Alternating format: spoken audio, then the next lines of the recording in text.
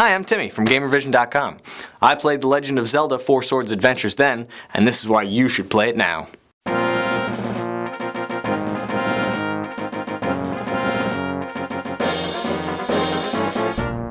Four Swords Adventures was developed and published by Nintendo in 2004 for the Nintendo GameCube.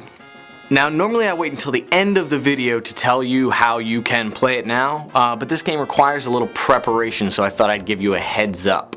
To get the best Legend of Zelda 4 Swords Adventures experience, you will need the following: a copy of the game, Nintendo GameCube or Wii, 4 Game Boy Advances with 4 Game Boy Advance connection cables, and 3 other friends.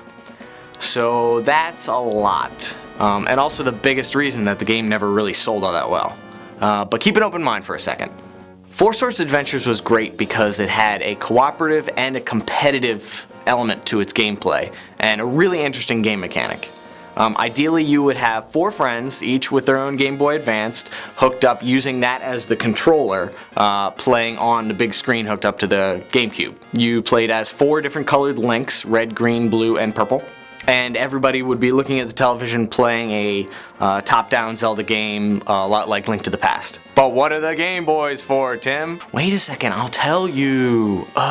In order to avoid the split-screen element that plagues so many multiplayer games, the main map is always on the television, and every time one of your Links goes into a different room or cave or house, instead of disappearing from view, he shows up on your Game Boy Advance. And then you can complete the puzzle in there, or do whatever you have to do, get the item, come back out, and then you pop up on the TV again. Almost all the puzzles in the game are called for either your 4 Links working together in some formation, or going their own separate ways and then meeting back up on the television to solve the puzzle.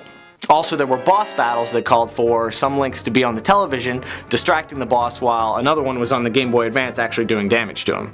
This is not the only GameCube game to use Game Boy Advance connectivity, but I think it's one of the best implementations of it.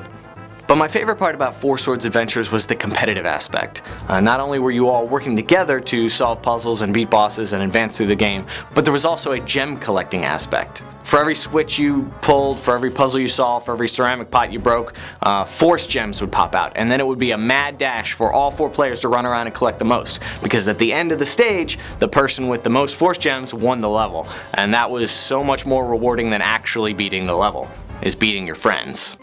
Definitely the most fun I ever had with my 3 asshole roommates. Now, you could play this game solo, all 4 Links kind of following each other, you controlling the group instead of the one individual, but I don't know, it's just, what's the point? Why not play any other Zelda game? You got 4 Links, you know, you might as well use them. Anyway, if you feel inspired to jump through all the hoops it would take to play Zelda 4 Swords Adventures the right way, do so. It's totally worth it. And make sure to check out GamerVision Swap and Sell, because we might have the game, or the Game Boy Advances, or the cables, or who knows, maybe you can find some friends to play with. The Legend of Zelda 4 Swords Adventures, play this now.